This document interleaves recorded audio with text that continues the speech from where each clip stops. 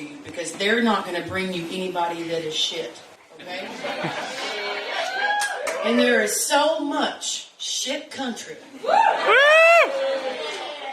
I'm not saying what I am or what I'm not, but I'm just saying, I want you to pay attention. If Rogue picks them to come here, then come and check them out. And that is everything.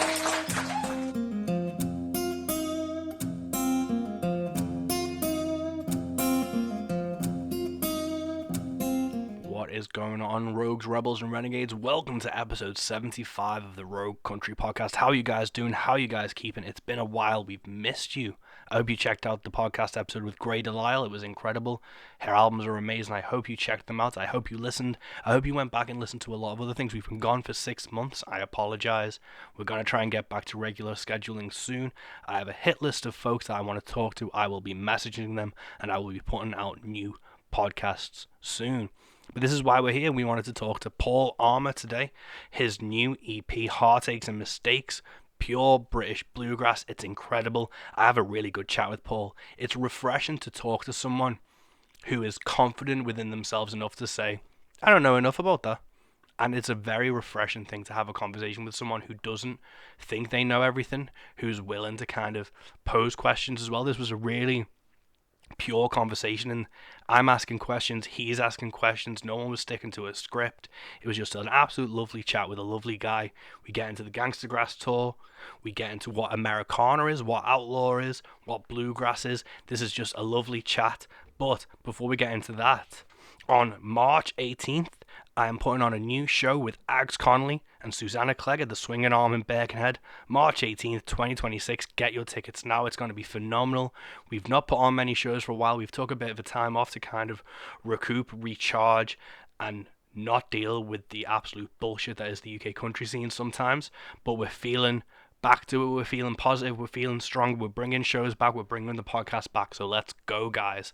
But yeah, fuck it. Without further ado, this is Paul Armour on the Rogue Country Podcast.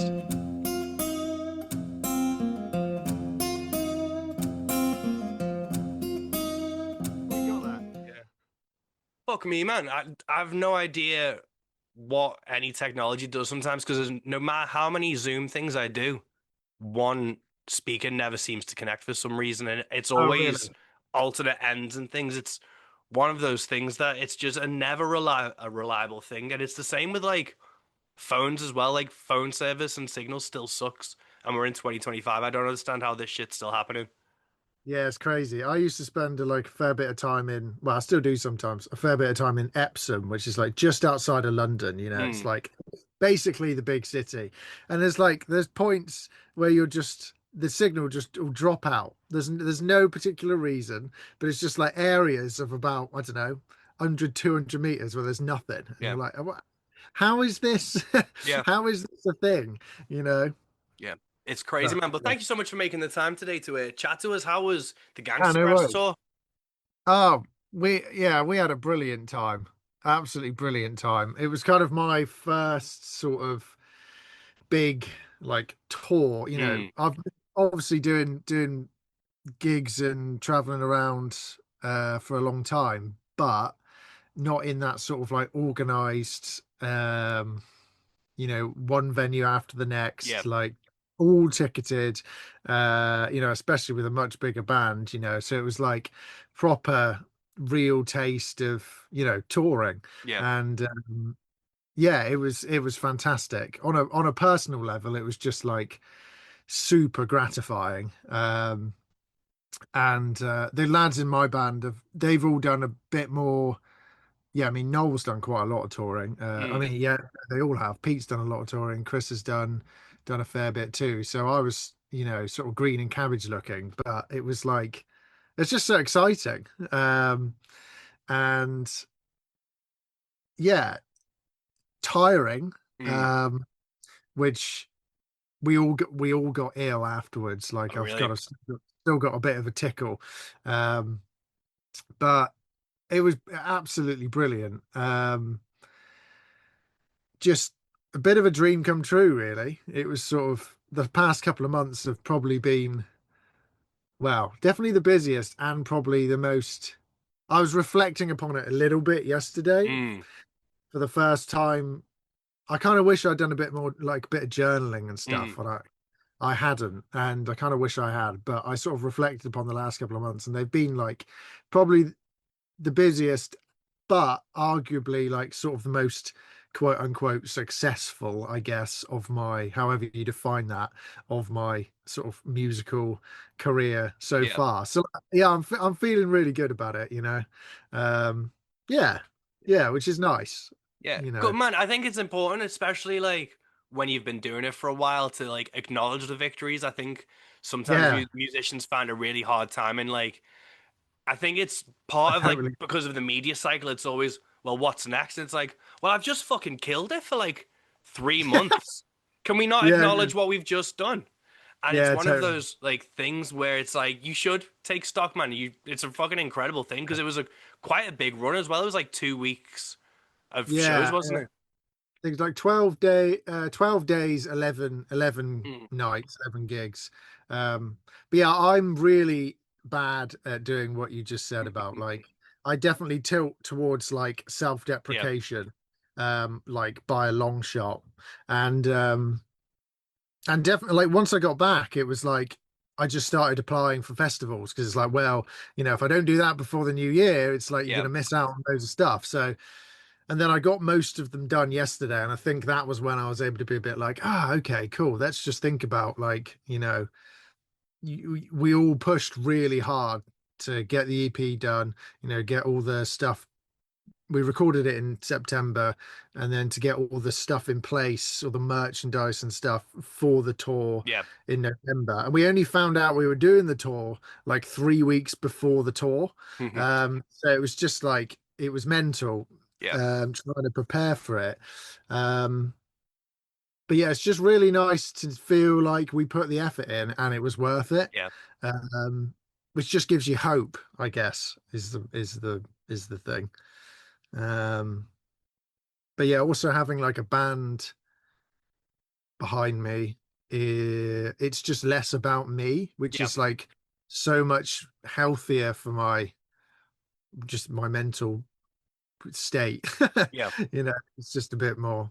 Yeah. Anyway, so I'm already rambling. Well, Um, that's the beauty of a podcast, man. I've said this many a time. Rambling is why it's a long form conversation. So please feel free to ramble away. But you said obviously this was, your band's done a lot of tour and stuff. This is your first kind of because people tour in the UK country scene, but it's, pub gigs predominantly. It's not ticketed. It's not major yeah, venues. This was obviously yeah, opening for Gangstagrass.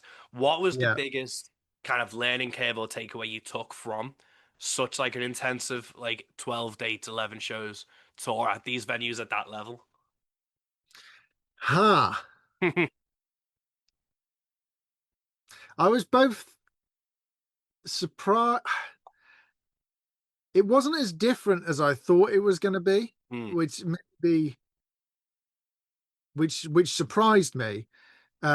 We like condensed because we only had like half an hour, 35-minute sets. We condensed, like we were like, okay, not too much chit chat, Yeah. but enough chit chat to get people sort of on board. I feel like if you can make an audience laugh, like you're kind of like halfway there. Yeah. Um, and luckily Noel is really good at that, and I've been sort of trying to do that in pubs for years. So that element of it was still there. It was just it had to be a little bit slicker. Like Yeah. it had to be like you had kind of had to choose your banter and your jokes, and also try and say them in a way that was convincing. But in that regard, kind of surprised how similar it was. Um, but I suppose what was I really? I guess. Hmm, the I think I don't know really. I think I don't know what. I feel like if I'd done it a few years ago, I wouldn't have been ready, Yeah. but like I felt like I was ready. Hmm. Uh, so I think we just took it all in our stride. There, there wasn't really anything that was like super surprising. I suppose other than that, it was like, oh, like fuck, we can do this. Yeah. Like, I think that was the surprising thing, on a personal level, because it was like, oh man, actually, like it is possible, Yeah. like to to play in these venues and you know, do yourself proud, I guess.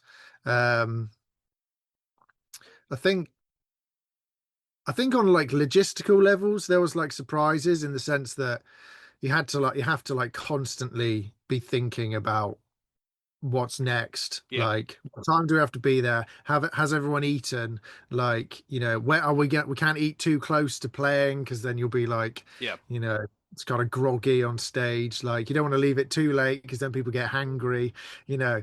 So it kind of like that was a big part of it actually. It's like because we heard so late whether we were being on it on the tour, we kind of there was loads of details that it was just sort of like we'll have to find out kind of on Yeah. the day. And I guess because we don't have like a manager or anything like that, it's also that was a cool learning curve actually, was seeing Sleeves, who is Gangstagrass's manager. Like she was just like super busy like all the time, like just constantly contacting people or talking to people or setting things up or making sure the band's Yeah. got what they wanted. But you can tell it was like it meant that the band could concentrate on being the band. Yeah. Um, and I suppose without a manager, we had to be, although, the stakes are a little bit lower for us because we're the support act, but it was still like a taste at being like, oh man, I still got to like keep up the social media, keep up there's little things that are still simmering Yeah. in different pots that you need to try and look after whilst like focusing on driving to the Yeah. venue and getting food. And then, how are you going to negotiate low emission zones and stuff Oh like shit. that, Yeah. parking. So loads of, yeah, it's weird because you spend a lot of time kind of hanging around. Yeah. Also, that time hanging around is all of a sudden gone. It's like, oh crap, it's showtime, and I haven't done the set lists, and I don't feel warmed up enough. So like after a few days, I kind of got in the routine of like roughly speaking when I was going to warm up my voice and my fingers like before the show. Like we got into a bit of a ritual of doing some like press ups, partly to like just that nervous energy, like and just sort of like get the blood flowing. Um, your question, I think your question was about if anything surprised me or like learning curve, and Hmm. that was the Yeah. question, wasn't it? Yeah. Nailed it, man. I think that's like the Oh, interesting thing. cool. And I think it's funny, kind of with support acts, how little notice they get for tours and things. Because even I remember I opened for Chris Shiflett years ago. I found out the week of. Oh, really? And I didn't Yeah, even get an email saying you're playing. I got sent an email with a spreadsheet. And I like, opened it and then it was my loading time. And I was like, am I playing this fucking thing? And it was, yeah, I think it was 3 days later I was playing it.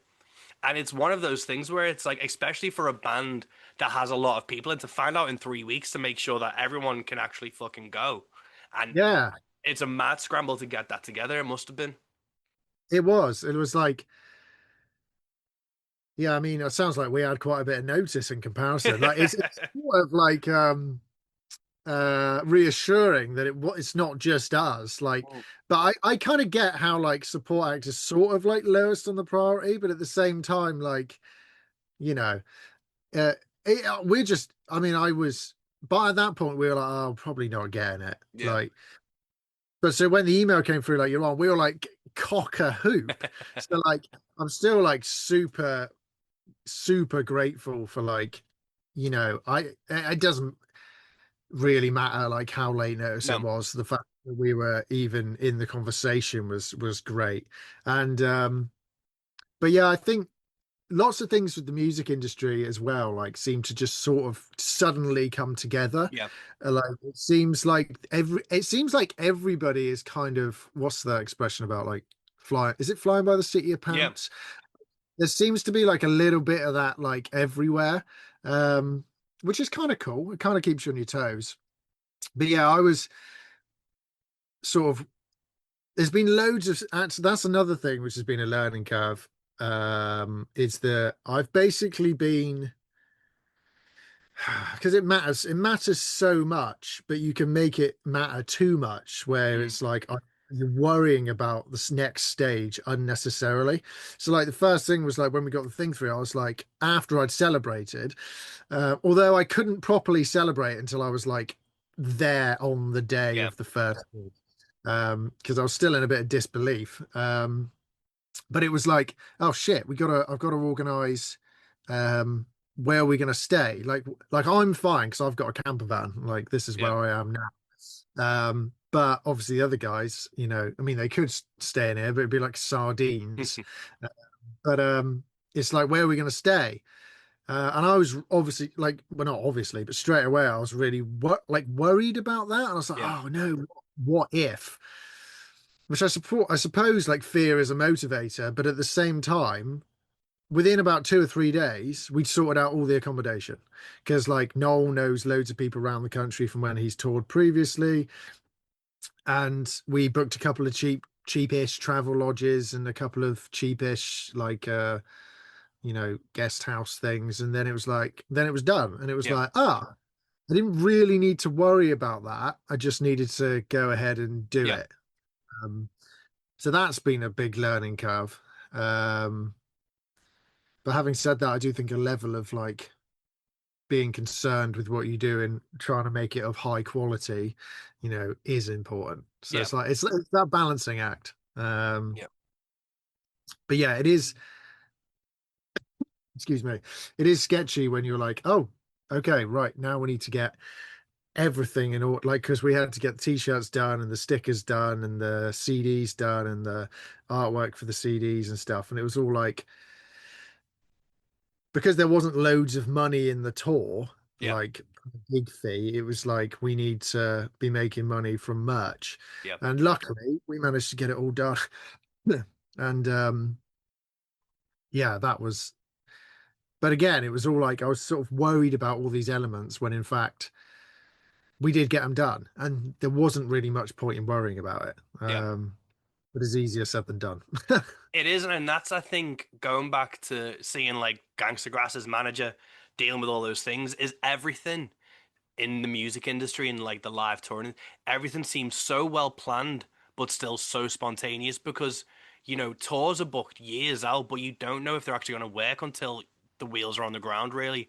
And that's when Right. everything starts kind of clicking into place for merch. So it's like you can have the best laid plans, but until like the week of, you don't even know if it's really going to happen. It's such a crazy kind of industry and concept to wrap your head around, especially if kind of you aren't used to that anxiety, and it is that kind of fine line between caring and worrying, and Yeah, how you kind of juggle those things. yeah, totally. Yeah, so that whole, yeah, just sort of, yeah, I guess managing my emotions Mm, was like that was a learning curve. Um, but yeah, it's weird. You're sort of like hanging out, waiting, like just sort of you're poised at the start line, but you don't know when the gun's gonna go off. yeah, And when the gun goes off, it's like shit, like like go like the clappers. yeah, But yeah, it was a brilliant, and then it was over so fast, with this idea. The idea had been in the making sort of since like April, but that was when the idea was first like suggested, and so in the back of my mind was always like, oh, we might be doing this really cool thing, yeah, um, and then it started, and then all of a sudden it was finished, basically. And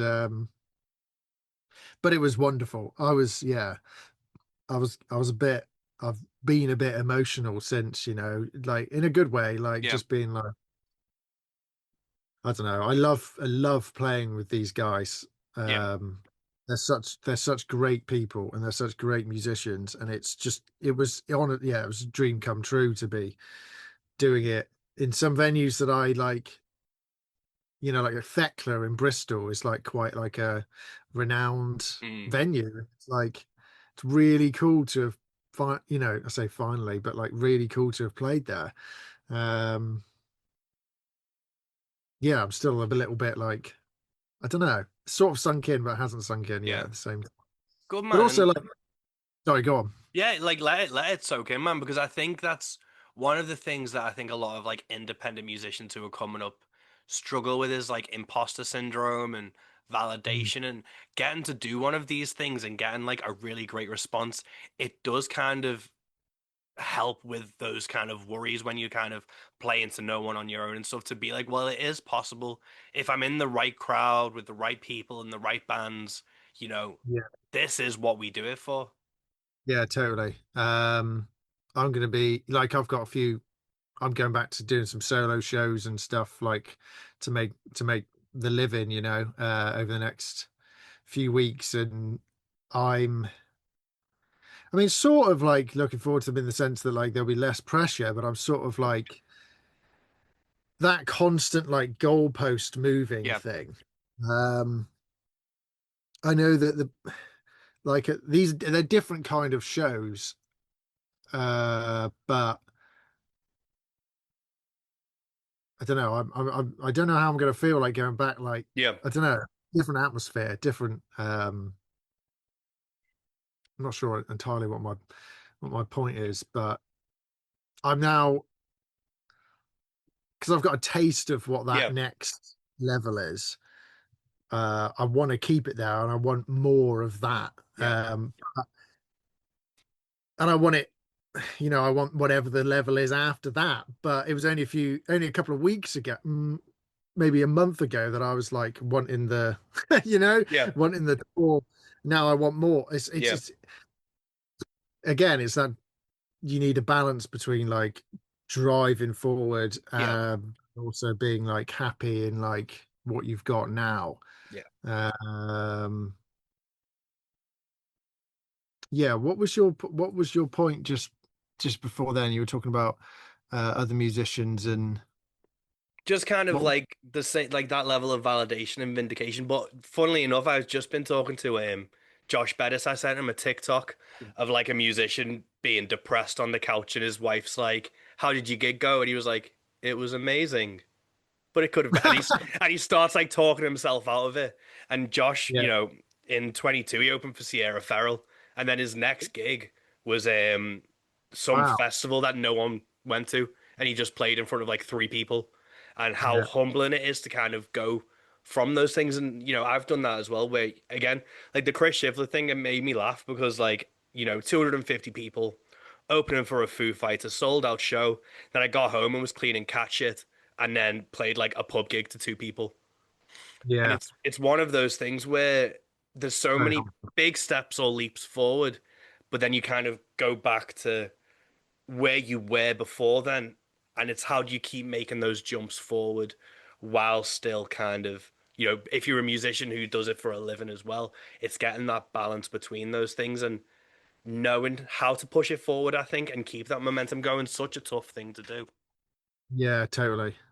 And I don't know if I don't know if anyone really knows exactly what the way No. forward is either. Like there's so many ways nowadays, which is brilliant actually. Like, you know, but there's no formula other than just don't give up, Yeah. basically.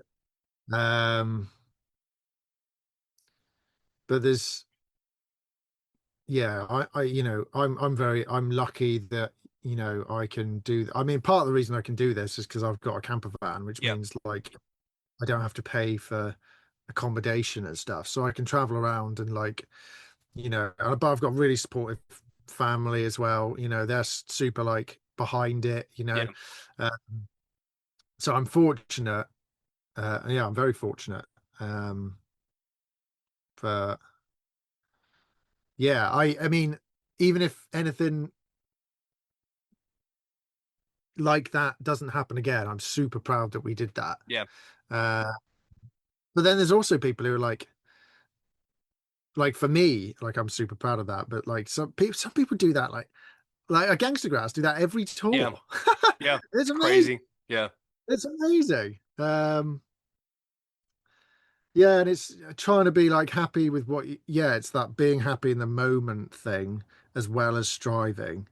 Like, you know, I suppose just the mere fact that you get to play music is a good thing, Yeah, but it's hard to always truly appreciate that because you're like always striving for the next thing, you know?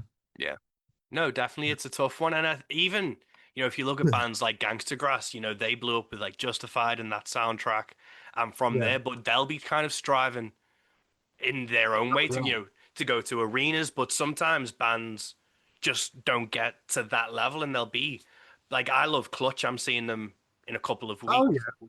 and Yeah, yeah. they're playing the Manchester Academy, and they've played the Manchester Academy for like 15 years, and that kind of just seems where they're sat at now. But that doesn't Yeah, mean they wouldn't strive to play like stadiums and arenas if the opportunity presented itself. But it totally. just sometimes an artist hits a plateau, but you still need to be able to strive and be ready for those opportunities to go forward. And then you see some bands that play like 100 cap venue and then are selling out stadiums. It's like you said, Yeah. there's no kind of formula or pathway or map to get to any of these things. It's just literally don't give up. It's crazy.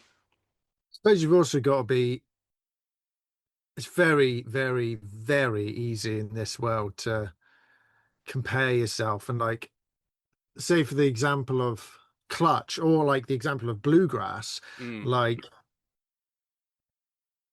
I don't know what the ceiling is for a bluegrass band in the UK. Like yeah, it's probably kind of low, in terms of like, but that's just the nature of it. Like I don't want to play any different. I don't want to play a different type of music. no, So it's like, you know, I want to play bluegrass. And so we're just going to try and, take that as far as possible. But if I were to compare that to say, I don't know, like some like pop music or pop country or something, maybe there's probably more of a, but we can like hang on the coattails of certain things yeah, like that, but like hopefully not sacrifice. I'm speaking as if this from my perspective, but I mean like one would hopefully not sacrifice, yeah. you know, to get further or more popular. Yeah, no, definitely. Because like the stuff I do is just like a weird mix of country, rock, and metal, which I know has a very fucking low ceiling and a plateau to do it, but it's fun to do, and that's what I want to do. I don't want to suddenly start trying to write and conform to those type of things. And I think as long as you're comfortable and happy with that, you know, I you'll be okay. think You won't be going insane. I listened to an interview with a guy called do you know a band called American Aquarium? Yeah. BJ Barham. I listened to an interview with him. I can't remember who the which podcast it's with. Was Oh, it the country metal one, the recent country versus metal guy? like Stefan or Stephen. Ah, I know it will occur to me later. I'll have to text it to you. But that doesn't help anybody listening. But anyway, it was a brilliant podcast where American Aquarium, they've played like Red Rocks and stuff like that. They're doing the thing. But their formula for getting there was just purely like hard work and like shaking the hands of the fans Yeah, and selling like big side of their you know business is well, I think it's mostly merch yeah, now, but they've got fans who will buy every single album, like because they are like on board. And he describes it as like they're like trend proof because yeah, like he's never tried to conform, like do a trend. Like he's never been on TikTok being like, oh, I'm gonna get on board with this yeah, latest like fad. Like he's just written good songs, gone out and played them to people. And it's a brilliant interview because it's like, I don't know, it doesn't rely on their success doesn't rely on any like, I suppose there is a bit of luck, but it's kind of like you've made it's yeah, kind of luck which is made by them yeah, as opposed to like, you know, I just happened to bump into this, I don't know, yeah. billionaire. I don't know. Do you know what I Yeah. mean? Like, No, totally. it's there, and he describes the whole thing like the sort of like the formula is basically, yeah, work hard, write good songs, tour those songs, like shake the hands of the people that come to the gigs, and hopefully they'll come back next Yeah. time and bring a. And it's just like this super. That's how, in my opinion, it should be done. No, definitely. How I want to do it. Having said that, you can also like you want to try and be like obviously Instagram and Yeah. I don't You need to be post. open to things. Yeah, yeah. Like I try to, but again, like I suppose in your own way, whilst also pushing yourself into out of your comfort zone. These are all, by the way, everything I've said is just stuff I'm trying to do. I'm not saying like I know it, It's like Yeah. yeah, just trying really hard. That's all you can do, man. Like I fucking love American Aquarium. We were meant to do a festival with them. The Ah, That Black Deer festival that got pulled. yeah. Um, Oh, and like I fucking love American Aquarium. Like last time they played in Manchester, again, he was out front at the merch stand at the end of the show, shaking hands with yeah. everyone. I got to meet him and got a few records signed. But Nice. American Aquarium are a great example of if you just have, well, to be fair, the kind of the look is he's one of the best songwriters in modern times, which helps. But they also do not stop. They do not give up, and they do not relent on their touring schedule, which just Yeah. shows how fucking ingrained they are into the fans. And it's a really great example to kind of see. Yeah, totally. I think now he's saying that he's like, because he's sort of built that foundation, he's able to now play like instead of like 300 shows a year, it's like I think he said there are about 70, Yeah, 75, something like that, which is like because he's got a family and stuff, but he's made it so that like, he can provide, help provide like for the family and like, but still play music and still be yeah. badass, at the same time. And it's like it's really inspiring. Um, but yeah, those guys are great. Um, they were one of the sort of big influences like a few years ago Mm, for sort of well before I knew that bluegrass was a thing. mm, But like yeah, country, rocky, yeah. Americana-y, whatever you want to call it. I know some people don't like the term Americana. What's your opinion on the genre of Americana? I'm not a massive fan of it. It's easier to No. shit on it for like likes and content because I remember when Tyler Childers did that whole awards acceptance speech a few years ago, where Right. he fully just shit on Americana at the Americana Awards. Yeah. And he came out dressed as Colonel Sanders, and then literally was like, "Americana ain't no part of nothing. I play country music." Right. And I I'm it's such a broad term, but I think Yeah. country music's such a broad term, and I think that's part of the Yeah. issue that everyone hates different aspects of country music. I always kind of compare it to what I know, which is metal, where people go, I'm a metal fan, but they like black metal, and then they won't really fuck with industrial metal, but they'll like new, and people take those subgenres but still call themselves metal fans, while country fans go, I like neo-traditional country music. That is the only country music that exists. Fuck pop country, that's not country. Fuck country rock, that's not country. And it's Yeah. a lot more divisive. And then Americana came in and kind of gentrified country in the term a bit, I think, in my opinion, where like a lot of people who didn't want to commit to being called country then hid in that genre. And it became a lot more of a looser kind of thing where like indie influences could creep in and it was more songwritery on acoustic as opposed to country music. Hmm. Interesting. Yeah, That's a it's very, that's a very, quite a detailed answer. Uh, that's great. I suppose I've definitely labeled myself Americana previously. yeah, And that comes from a position of being like, well, who am I to say that this is like yeah, country? Or who am I to say that this is folk? you know, or whatever, or I suppose it was like I've been influenced by loads of things, and it's culminated in this sound that like sometimes people at a gig will be like, "Oh, that's kind of country. Oh, that's kind of folky," and it's like, "Oh, you sound like Bob Dylan. Oh no, you sound like Billy Strings or whatever," and Yeah. it's like I I don't know.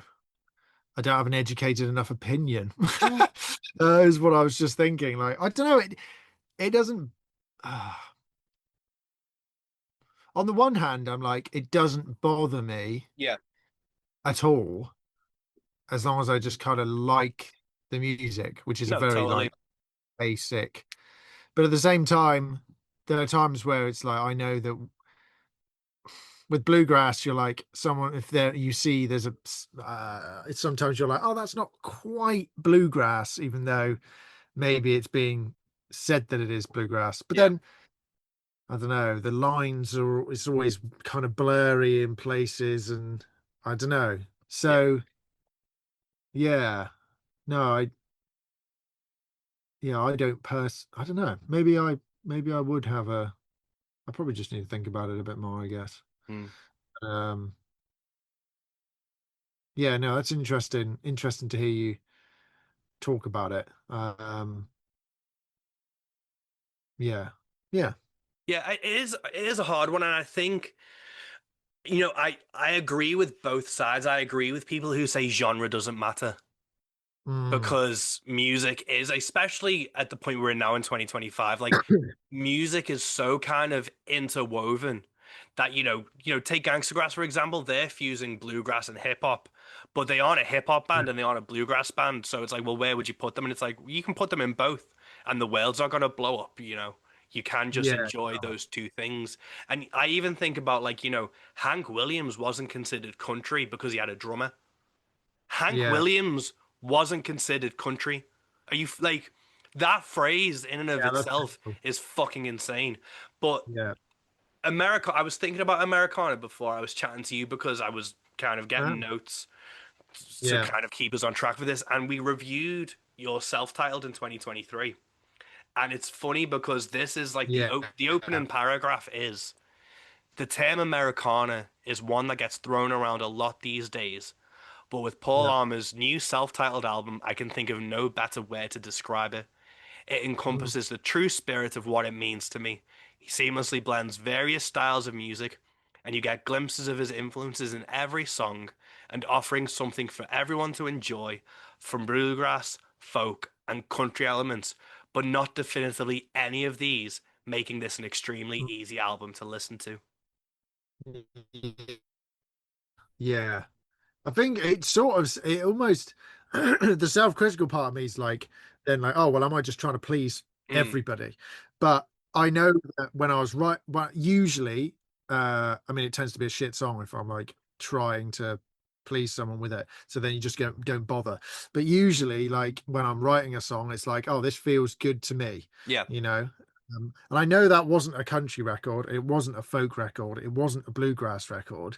It was kind of like I'd like to think it was sort of me. yeah, Um, but the other thing is like, a very practical example is like when you send an email to somebody to try and get a gig, you need to highlight in the first sentence basically what genre of music you are. yeah, So it's like there is like a need for a genre to be able to explain what something is. Um, but yeah, I don't know.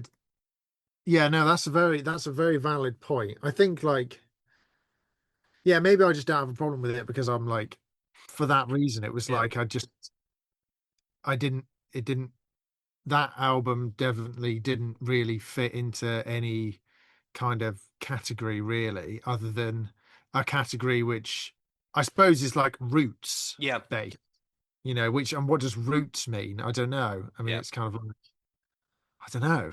yeah. I don't know. It's such a tough one to kind of dissect because, like, to me, Americana is kind of exemplified by like John Prine, but John Prine Oh, yeah. is like country storytelling, but it's not Yeah. thematically country in a way, but it still had like pedal steel and stuff like that. It's just the delivery was different. And Yeah. then Americana, it's such a loose term that it is one of those things that's really hard to define, apart from it blends all of those kind of influences together. Where I think the probably the term that would probably be closest, I guess, in other genres, I think rock would probably be the Americana of that type of thing, because rock can kind of combine blues, metal, jazz, and kind of you can still call that rock music, but it's such Yeah. a massive umbrella term. I think Americana is kind of what that is to it. The same way Yeah. kind of like R&B is technically rhythm and blues, but it's such a massive umbrella term that a lot of stuff can still fit under it. Yeah. It's weird. Like we humans need like a category or like a something to describe it initially for it to sort of make sense in Yeah, our brain. Um, Also, like we're playing like now predominantly bluegrass, but there's definitely like there's a couple of like the last song on the EP, Something That Will Never Be Mine. That's a song from my yeah, album, which we've sort of bluegrassed up a little bit, but it's still not traditionally like you don't see like I'm palm muting in yeah, that. You don't see that in bluegrass. So it's like, for me to just call that song bluegrass would be wrong. So I guess now we're sort of calling it like, well, no, because when if somebody said to me, "What does your band play?" I'd say bluegrass.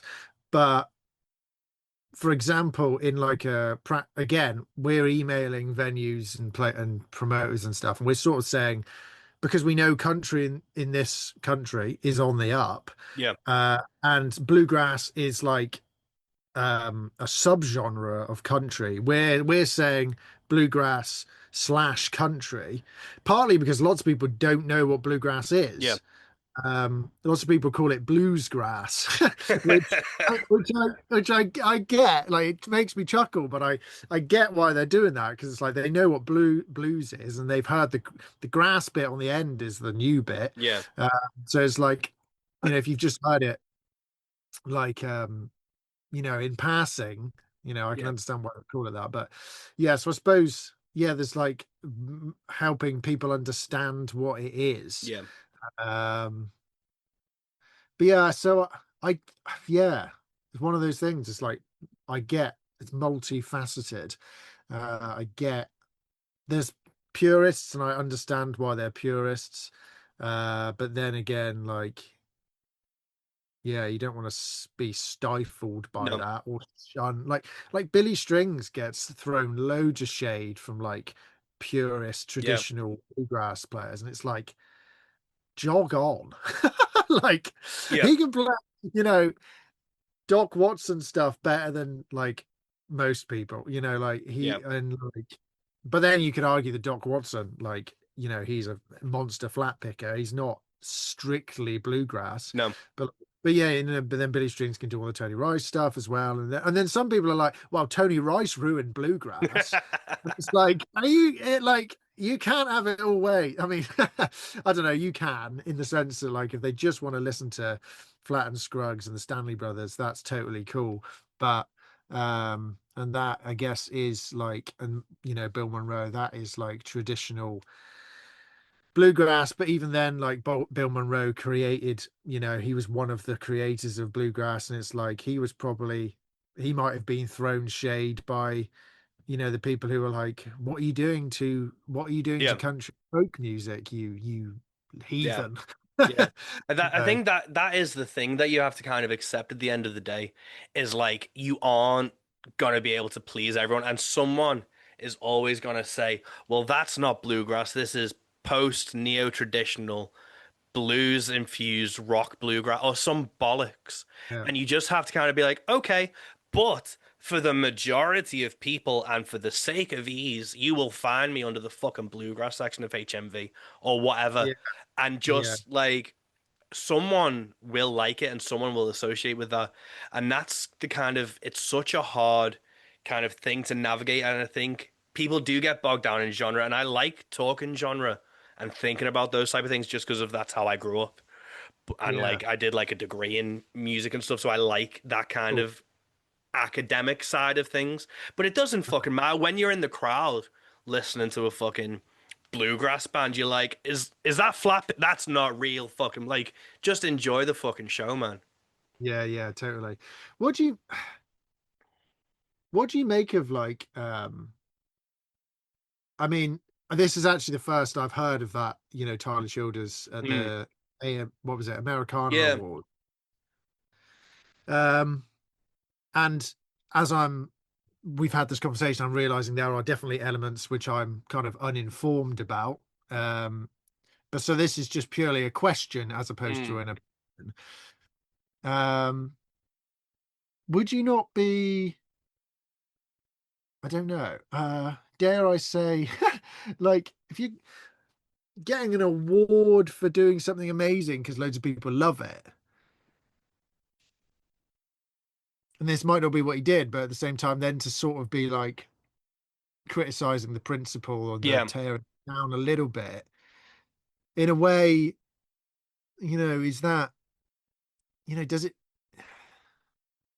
I don't know, is it that sort of a little bit, dare I say, ungrateful in a way? I think Or what yeah, am I missing the point? I think it is, but I also think in our culture, tribalism Don't get me wrong, happens. I love Yeah. Tyler Childers. Yeah, Tyler Childers is awesome. I Yeah. think what he did was smart in terms of tribalism happens in our culture in every aspect of everything, where it's like if enough people showed up in fucking red shirts, they'd form a club.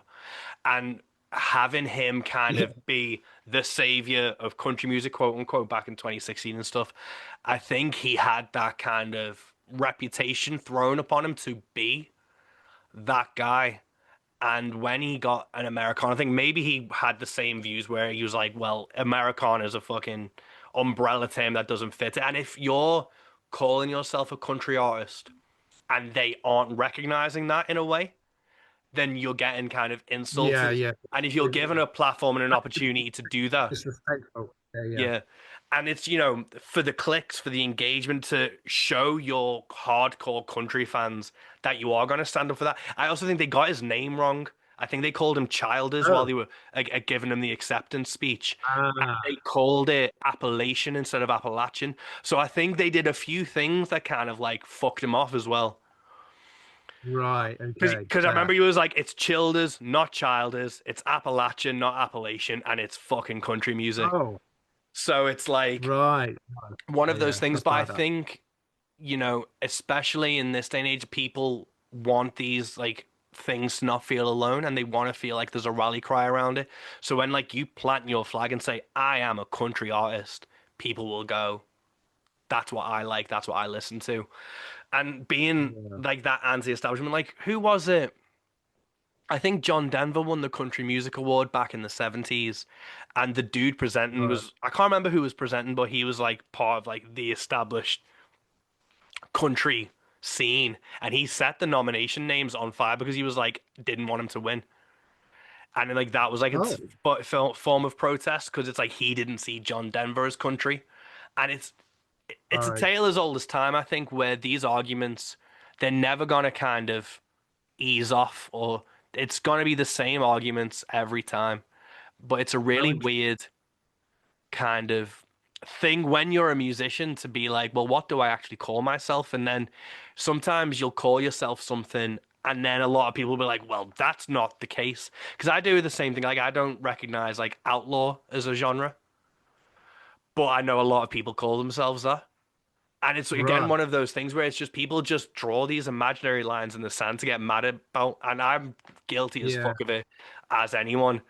But it's again, the world's not going to blow up about it. So I'm No. always in that kind of juxtaposing conflict of genres don't matter, but how dare you call yourself a fucking outlaw? Because that's not. Yeah. And I know I'm such a hypocrite for it, but it's just kind of Yeah. fucking I definitely feel I'm not as educated on this as you are, but I definitely feel myself doing those two things as well. yeah, And I think probably like, as I say, I'm just like questioning because I haven't seen that Tyler Childers thing. yeah, Like, I mean, by the sounds of things, if I was Tyler Childers in that moment, I'd probably done the same thing. Like, yeah, it's like, actually, no, yeah, So no, fair play for sticking for what he believes in. yeah. Um, Yeah, and I think like creating Rogue Country, we made kind of a rod for our own backs because we made it specifically to go against like the BCMA and like that type of stuff that was happening in like Right. 2016, 2017 in the UK country scene where it was like a lot of pop singers with acoustic guitars. And we had to kind of say, we are only recognizing these genres. Yeah. And like if you are playing poppy stuff and you're getting backed by those folks, then that's you can kind of go over there. And we Yeah. had to kind of draw the line in the sand then to kind of be like, well, this is what we want to do. Because even we called ourselves Rogue because we don't like the term outlaw, but outlaw is the most associated thing with rebelling against the mainstream. Yeah. So Oh, right. we had that type of conversation, and the amount of text chains me, Josh, and Tempest have had just kind of driving ourselves insane over certain people being like, well, they're not this genre and they're not that genre, but we still want to support. And it's just such a weird clusterfuck of hypocrisy that we're fully aware of. But Yeah. but it's just the kind of the rod we made for our own backs by saying we want to support the non-mainstream stuff. This is what we're Yeah. gonna kind of I think support. it's part of being human in a Yeah. way is like you realize it's like, yeah, a clusterfuck of hypocrisy Yeah. and complexity. Yeah. Like, humans and the world, it's so unbelievably complex, even down to the genres of Yeah. music. It's crazy. Yeah. Uh, oh, there's something else I was going to say on the end of that. I can't remember what it was. Damn. Um, but oh yeah, what's the again? What I don't really I haven't I'm realizing I haven't really thought this genre thing too much. Like what's the what have you got not against, but why don't you like outlaw country?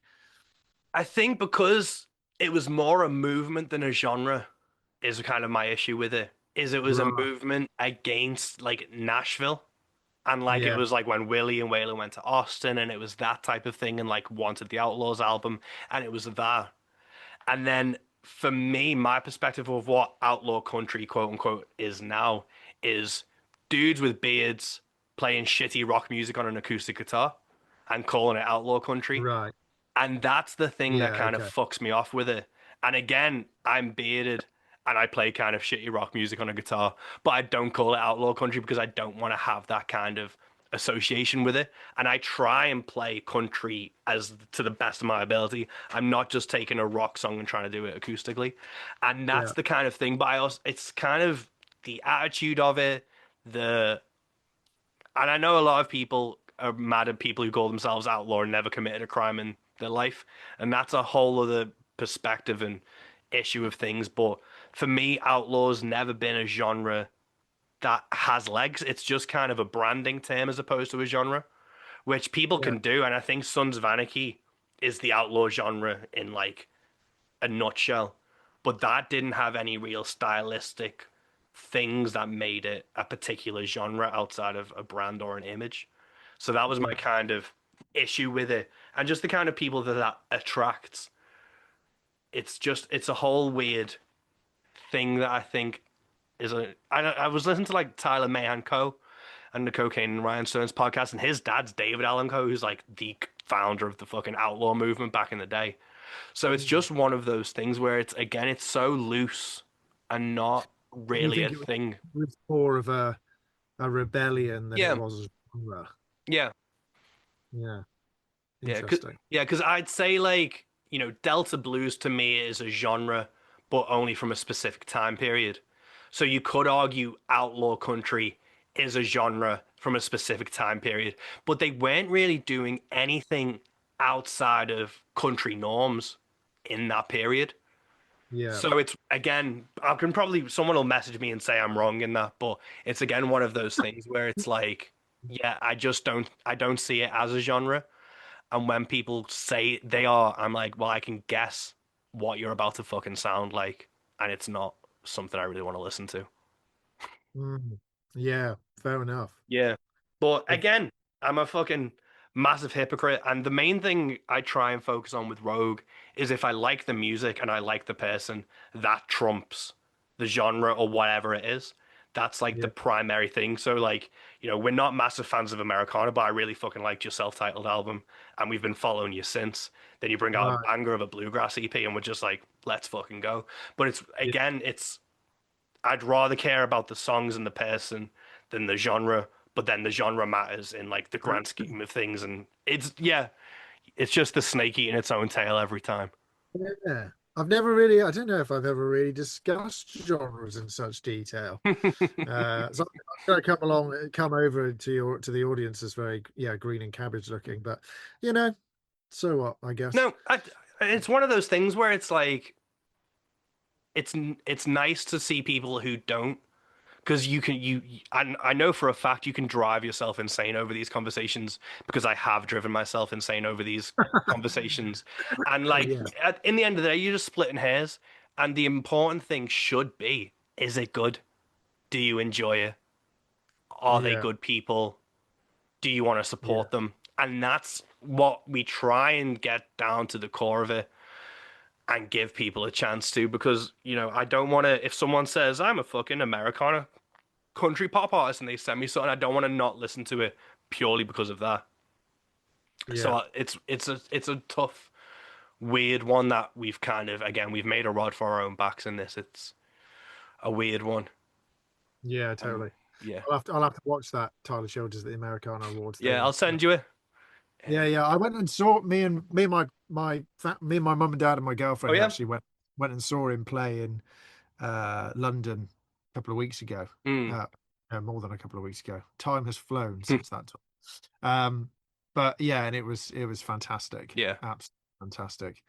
Um, but yeah, yeah, yeah. Cool. Every day's a school day. Yeah.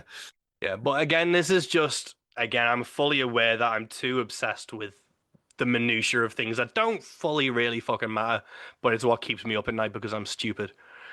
Well, no, I wouldn't say But I think, that. again, it's just coming from a metal background where I was I wasn't even obsessed. What I did was, back in the days of piracy, was I would literally sit there with the Wikipedia page of metal open, and then it had all of the subgenres, and I just click on every single subgenre, find like the top artists listened, and then like download them and listen to them, and just kind of, that's how I consumed music, was finding the different subgenres. So that's always kind of been ingrained into me as to what it is. So it's the same way for country music, where it's like, is it red dirt? Is it black dirt?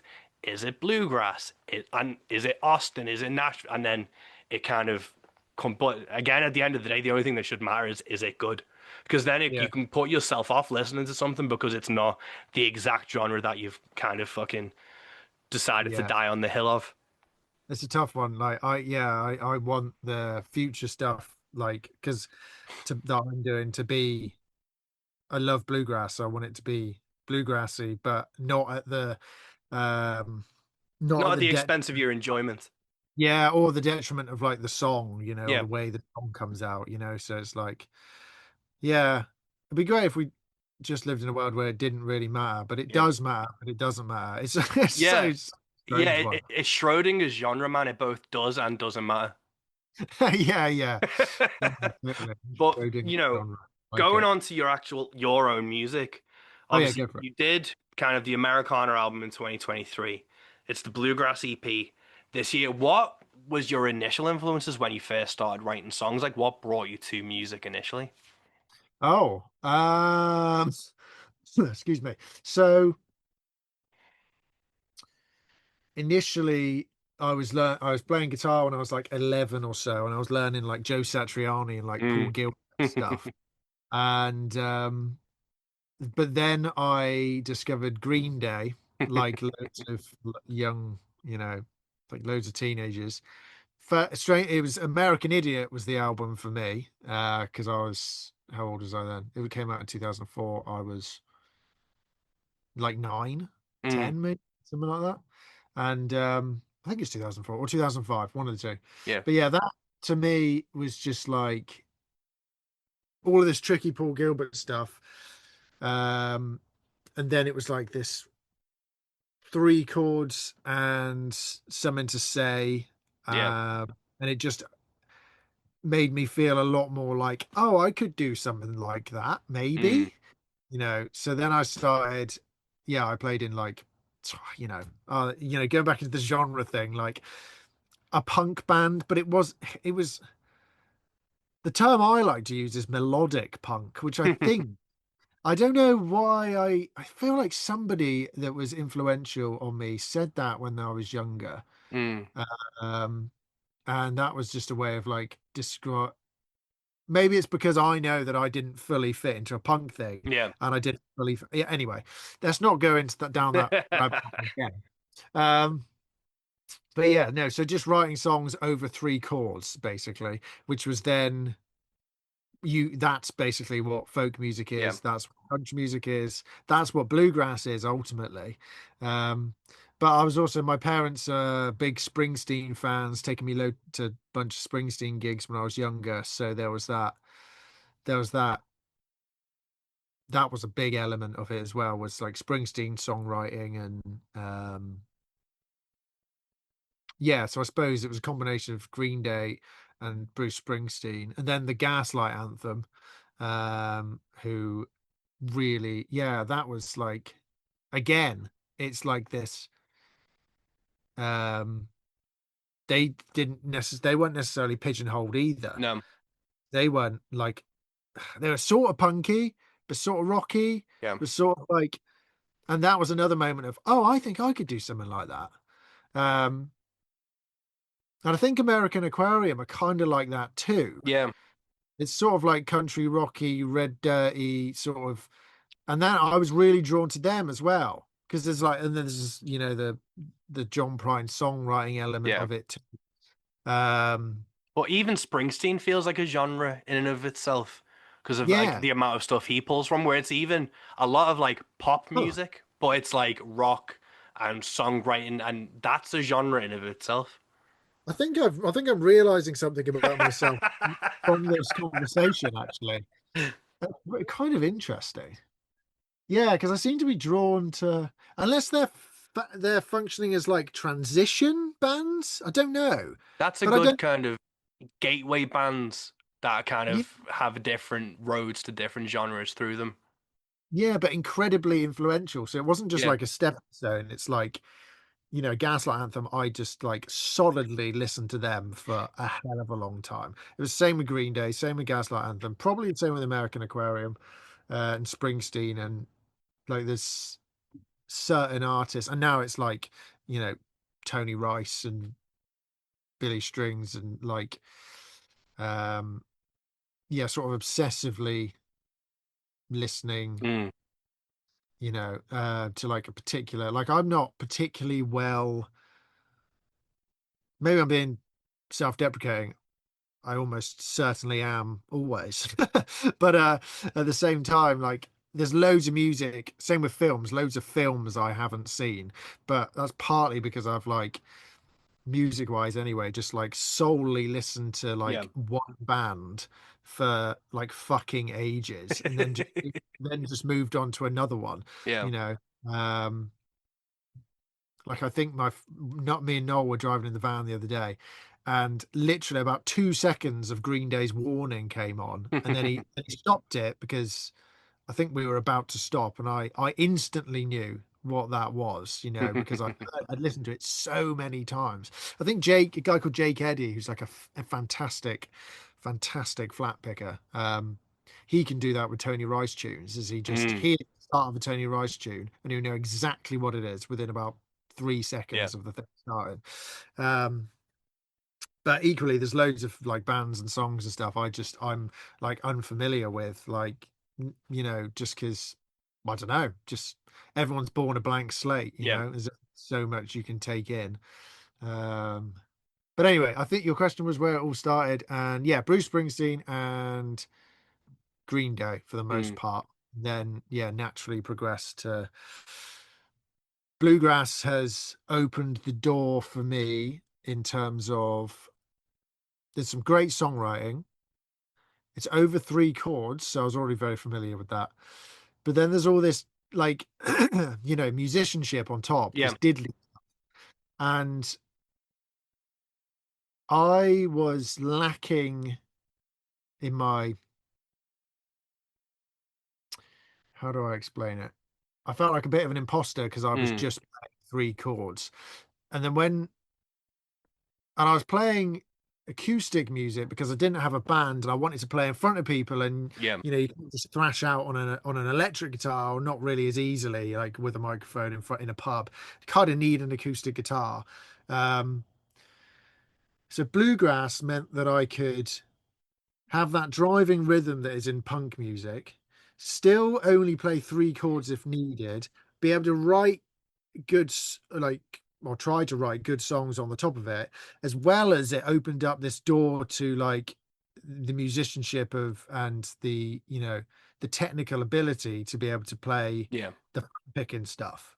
So for me, like you can do that as a solo, you can do that as a duo, you can do that as a trio, add as many people as you want, basically. So on many levels, bluegrass for me and that you know journey I've been on is it's kind of like a practical journey. It was Yeah. like when the punk band finished, it was like, well, how am I going to keep playing live without a band? It was like, well, I'll pick up an acoustic Yeah. guitar, and then it's like, so I suppose it's I've kind of based loads of what I've done just on it, like how will that practically work, to Yeah. enable me to keep playing in front of people and people want to hear it. Uh, I think that maybe answers Yeah. your question. No, it definitely doesn't. It makes total sense that if you're influenced by like kind of like Joe Satriani and Paul Gilbert and like Steve Vai, those type of guys who are just Yeah, virtuosic on their guitars, and then you come across punk, which is the kind of opposite to that, but still in yeah, that kind of ballpark, and then you switch it to acoustic, it's just all roads lead to bluegrass with that kind yeah, of perspective where it's like virtuosic, three chords and the truth, yeah. acoustic means you end up as a bluegrass player. Like harmonies. Yeah, The other thing that's so practical about it is because they're acoustic instruments, you can just you can play them anywhere. yeah, Like I love that it's just like I've got looking at the guitar there. I love that it's just like it just does it all like there. yeah. Like you don't need to add anything to it. Like No, I don't know, it's fantastic. And they sound so good when like just in a room, yeah, like me and we had a bit of a jam when we were on tour in Noel's brother's like wood cabin thing at the back. He's got a little bar in there and stuff, and they just sound so wood yeah. in a wood room. Like it just sounds so good. It's like I don't know. I love it. Yeah, it's gorgeous. It's one of those things where it is you can literally like the beauty of it is you don't need an amp, you don't need, the right pedal board, you don't need a fucking flange or Yeah, a Vox tube amp and all that bollocks. It's literally just as long as the guitar, the instruments are in tune, they're wooden, you pick them up, you can play them anywhere and create such like a gorgeous, beautiful sound. That's what I do truly love about kind of acoustic music and especially bluegrass because you have yeah, the full band, which is a rare thing, I think, sometimes when it's just like playing acoustically, but the instruments themselves are so suited to weaving in with each other, and some have a better resonance, so they're louder, some are quieter, and it just yeah, fits so well. It's so lovely, and bluegrass is just like the kind of the epitome of that thing. yeah. Totally, totally. Yeah, it's been really fascinating to because I've been sort of playing it since or starting to take it more seriously since like the end of 2021. Mm. I feel like I'm like clinging on, like by it's like I've been very, very lucky to play with some really good British bluegrass musicians. And yeah, every day is a school day for me. Yeah, Like it really is. Noel, Pete, and Chris and my band, yeah, they've been playing bluegrass for years. And so yeah, I'm trying my best, Um, but yeah, yeah. yeah.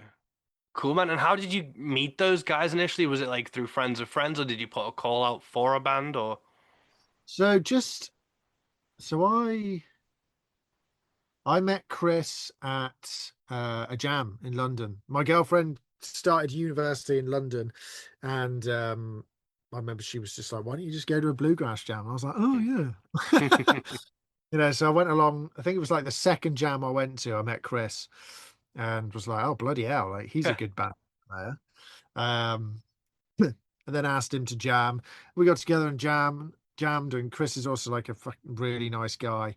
I also got together with and played some music, still do from time to time with Leanne Thoreaus, who plays mandolin Mm. incredible, and she's an incredible singer. And I remember, yeah, she was just like, "I'll play with you." And I was like, "Are you sure?"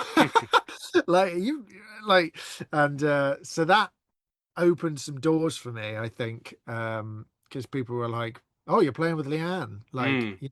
how many people get to play with Leanne? She's so good. Um, yeah, so met Chris, and then me and Chris were at a bluegrass festival last year called Battlefield Bluegrass in Naseby, and we entered like a scratch band competition. And Chris was like, we were trying to work out who to ask to play with us, and Chris was like, "Oh, well, go and ask Noel Dashwood." And I was like, "I don't know who Noel is."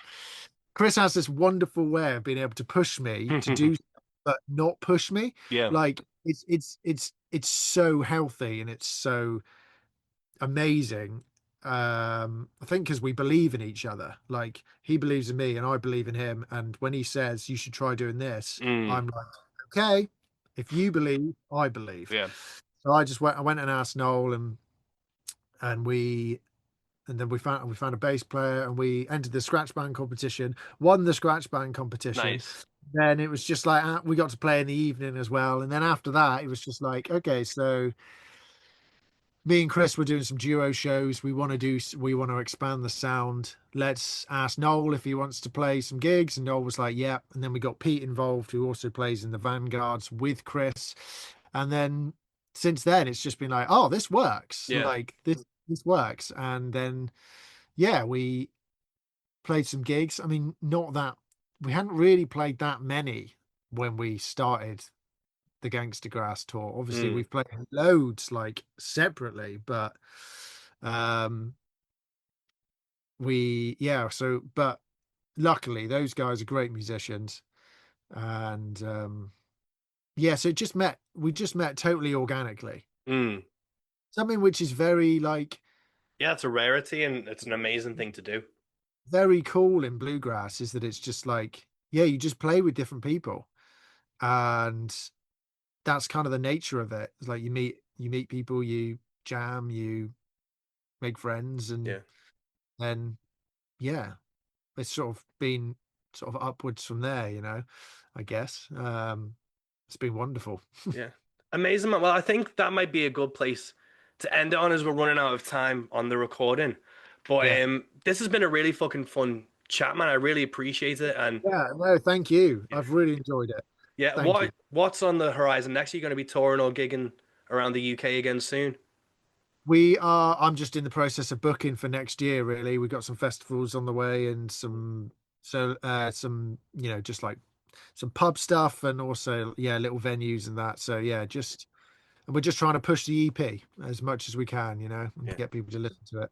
Yeah, anything we can do to help kind of book shows or whenever you want to come up to the Northwest or whatever we can do, just Oh, give us a yeah. shout, man. It'd be fucking awesome to see you guys.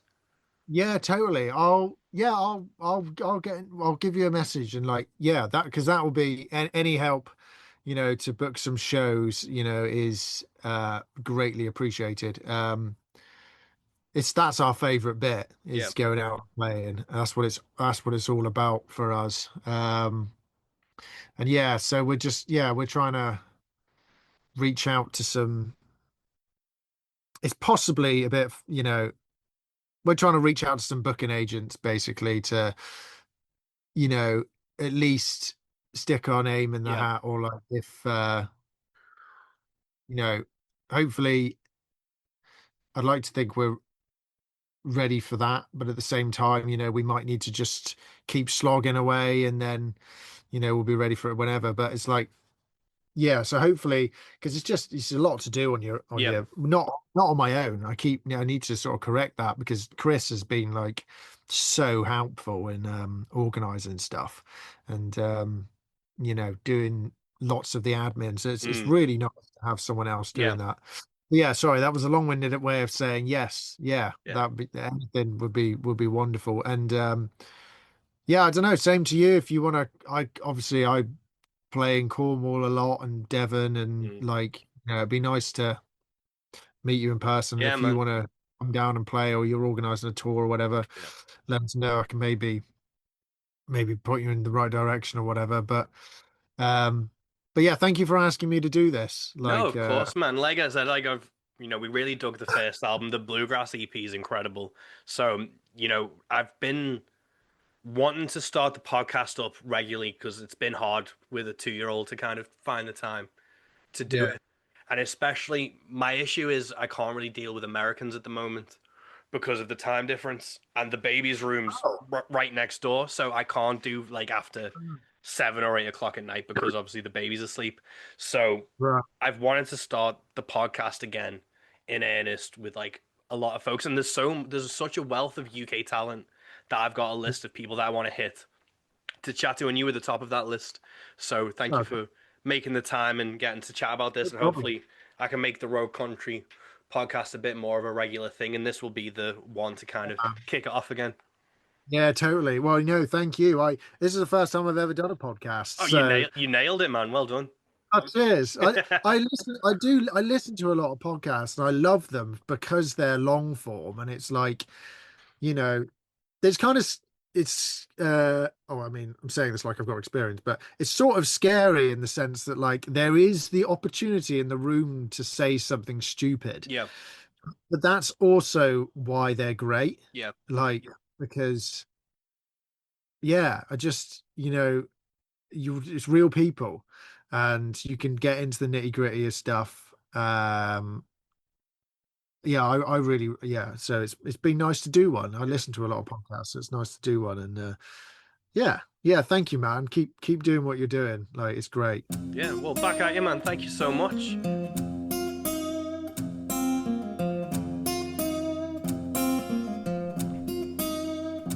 And there we have it, folks. That's episode 75 of the Road Country podcast in the bag. Please go check out Paul Armour's EP, Heartaches and Mistakes. It is incredible British bluegrass.